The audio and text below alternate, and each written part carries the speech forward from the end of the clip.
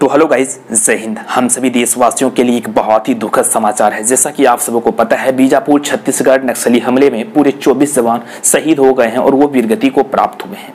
और ना जाने कितने जवान अभी भी नक्सली के कस्टडी में हैं और बहुत सारे जवान जिंदगी और मौत की जंग से अभी भी लड़ रहे हैं। मैं ईश्वर से यही प्रार्थना करता हूँ कि वो जल्दी स्वस्थ होकर और पुनः अपने घर लौट आए। और उन सभी वीर शहीद जवानों को मेरा सशक्त नमन एवं विनम्र श्रद्धांजलि हम सभी देशवासियों की ओर से। मुझे पता है मेरे प्रियवर साथी कि आपके मन में अभी एक प्रतिशोध का भावना चलता होगा, एक बदला का भावना आता होगा कि आखिर हमारे देश के जवानों के साथ इस तरह से कब तक होता रहेगा।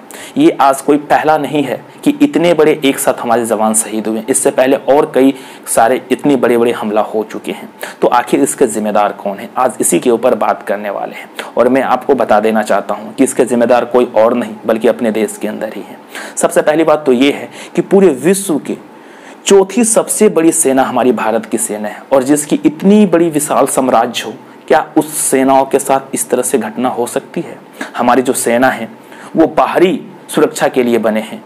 अदर कंट्री वाले अगर कोई अटैक करता है तो उन्हें मुंह तोड़ जवाब देते हैं, लेकिन अपने देश के ही अंदर नक्सली कुछ इस तरह से मेरे सेना के साथ हमला करेंगे, कोई सपना में भी नहीं सोचा था मेरे यार। हाँ, टाइम टाइम पर होता रहता है, ये बात जरूर है, लेकिन आखिर सरकार इस पर क्यों नहीं कोई बड़ा निर्णय लेती है, कोई कड़ा निर्णय लेती है ताकि इसको हमेशा हमेशा के लिए खत्म कर दे। अगर मैं सच कहूँ ना, अगर एक परमिशन मिल जाए ऊपर से तो सिर्फ 24 घंटा के अंदर पूरे देश के अंदर जितने भी ये नक्सली है ना, जो अपने आप को नक्सली बूझते हैं, ठीक है, ये अपने आप स्वतः समाप्त हो जाएंगे। एक आदेश से जब डिमोनेटाइजेशन, इतनी बड़ी विमुद्रीकरण पूरा देश के अंदर जो है रातों रात जो है करेंसी को चेंज किया जा सकता है, तो क्या ये छोटी सी काम नहीं हो सकती? बिल्कुल हो सकती है, लेकिन ऊपर से आदेश मिले तब ना। लेकिन ये कभी नहीं होगा मेरे दोस्त। ये क्या गुजरता है ना, उन शहीद जवानों के घर में घर वाले लोग को ही पता चलता है, जिन्होंने, एक बहन ने अपने भाई को खोया है, एक पत्नी ने अपने पति को खोया है, एक बेटे ने अपने पिता को खोया है, एक माता ने अपने बेटे को खोया है। ये सिर्फ वही समझ सकती है। हम सभी लोग जो है ना सिर्फ इसके बारे में बोल सकते हैं और इसके बारे में सुन सकते हैं, समझ सकते हैं, लेकिन हकीकत क्या है ना, ये सिर्फ और सिर्फ उन घर वाले को ही पता चलता है मेरे दोस्त। मैंने बहुत सारे इंटरव्यू देखा, बहुत सारे न्यूज़ चैनल वाले को देखा कि लाइव रिकॉर्डिंग कर रहे थे वहां से जाके, यार सेना मेरी पड़ी हुई है, ठीक है, शहादत की अवस्था में है, और लोग कैमरा दिखा रहा है। क्या कलयुग ऐसा आ गया है? मुझे शर्म आती है जो कि इस लोकतंत्र का चौथा स्तंभ कहने वाला मीडिया और लाइव टेलीकास्ट कर रहा है। मेरे प्रियवर साथियों, उन मीडिया वालों को तो ये चाहिए कि उस जवान को अपने गले से मिला लेता उस टाइम, और वो टीआरपी को गेन करने के लिए इस तरह से जो है कैमरा को उसके सामने ला जाके दिखा रहा है कि देखो यार कैसे हो गया। मुझे तो ये मीडिया वाले लोग पर इतना गुस्सा आ रहा है, लेकिन मैं क्या करूं, है ना। और मैं बता देता हूं कि क्या जब इतनी बड़ी सर्च ऑपरेशन करने के लिए आप जा रहे हैं तो इससे पहले आप ये चेक नहीं कर लेते हैं कि जिस एरिया में हम जा रहे हैं वो कोई नया तो नहीं है, वो तो एक नक्सल प्रभावित एरिया है। तो क्यों ना उस जगह पर इतने जवान को भेजने से पहले एक बार उसका पूरी अच्छी ढंग से चेकअप कर लिया जाए, चाहे वो ड्रोन के माध्यम से हो या किसी और माध्यम से। एक पहले उसका जो है एक ड्रोन को भेजकर अच्छी ढंग से एक जांच पड़ताल कर लिया जाता कि कहाँ पर नक्सली है, क्या है, नहीं है। उसके बाद इतने लंबे जो है सेना के कातिला को वहां पे भेजा जाता, ठीक है। बेचारा सेना वाले को क्या पता था। यहाँ पे पूरी और पूरी तो गलती है सेना के बड़े आला अधिकारी जो इतने बड़े उच्च पद पर बैठे हुए हैं, जिन्होंने बिना जांच के परमिशन दिए है।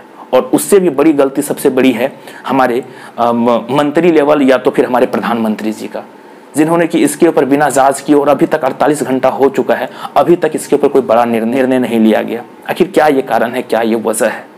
मुझे अपने इन सिस्टम पर भी शर्म आ रही है कि आखिर इस तरह से अपने देश के अंदर कैसे होती है। सेना जो होती है ना मेरे दोस्त, ठीक है, जब कोई फौज में भर्ती होता है तो उन युवाओं को देखना, ठीक है, वो इतनी मेहनत करते हैं कि पानी की तरह अपनी पसीना को बहा जाते हैं, और इतनी कठिन प्रतियोगिता को जो है पास करके, इतनी कठिन जो है सो कंपटीशन को पास करके और फिर सेना में भर्ती होते हैं। हर व्यक्ति की बस की बात नहीं है, सुनने मात्र से लोग का जो है ना खत्म हो जाता है। मेरे प्रियवर, ये बहुत ही निंदनीय है, और हमारे देश के साथ आखिर इस तरह से कब तक होते रहेगी। मैं तो यही चाहूंगा कि देश के हर एक नागरिक को इसके ऊपर आवाज उठाना ही चाहिए, क्योंकि सरकार कुछ करने वाली नहीं है। जब तक नागरिक एकजुट नहीं होंगे और इसके ऊपर अपना जो है अपना रिएक्शन नहीं देंगे, तब तक सरकार कुछ करने वाली नहीं, क्योंकि सरकार को तो अपने कुर्सी से मतलब है, ठीक है।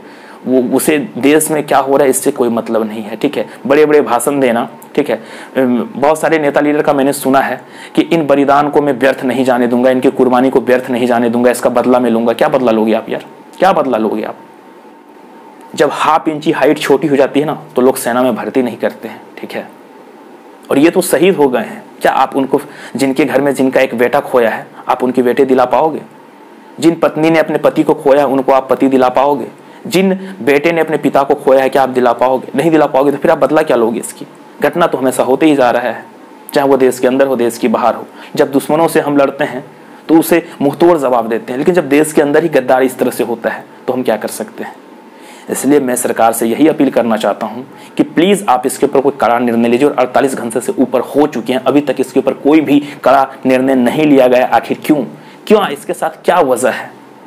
ठीक है, मैं आप लोगों से भी यही रिक्वेस्ट करना चाहूंगा कि इसे आप लाइक वगैरह ना करें, सिर्फ शेयर करें वीडियो को, ताकि और लोगों तक पहुंचे यार, ठीक है। और इसके ऊपर जो है जितने भी बड़े आला अधिकारी हैं या तो फिर जो भी मेरे सेंट्रल गवर्नमेंट हैं या तो आपकी जो है रक्षा मंत्रालय हैं, ठीक है, मेरे रक्षा मंत्री जो राजनाथ सिंह हैं, आखिर उनको भी इसके ऊपर ना एक कड़ा निर्णय लेना चाहिए। लेकिन लोग एक दूसरे से मिले हुए, मैंने पहले भी बताया, ठीक है, इसलिए ये कुछ होने वाला है नहीं। जब तक हम सभी देशवासियों एक साथ उठ के इसके ऊपर आवाज नहीं उठाएंगे तब तक कुछ नहीं होने वाला। इसलिए हम सभी देशवासियों में जल्दी जगो। हमारे देश के जवानों के साथ आखिर ऐसा कब तक होते रहेगा, ये बिल्कुल हम बर्दाश्त नहीं कर सकते हैं। दोस्त, गुस्सा तो मुझे बहुत आ रहा है और मुझे पूरा विश्वास है कि मेरे साथ आप सभी को, पूरे देशवासियों को भी गुस्सा आता होगा, लेकिन आखिर हम लोग कर क्या सकते हैं? हम लोग सिर्फ यही कर सकते हैं कि एक डिजिटल कैंपेन चला सकते हैं, ठीक है। जिस तरह हर एक मामले में हम लोग डिजिटल कैंपेन चलाते हैं, उस ढंग से इसमें भी एक डिजिटल कैंपेनिंग चलाएंगे ताकि जो है सरकार इसके ऊपर एक कड़ा निर्णय ले पाए, ठीक है। चलिए, तब तक के लिए जय हिंद, जय भारत, वंदे मातरम।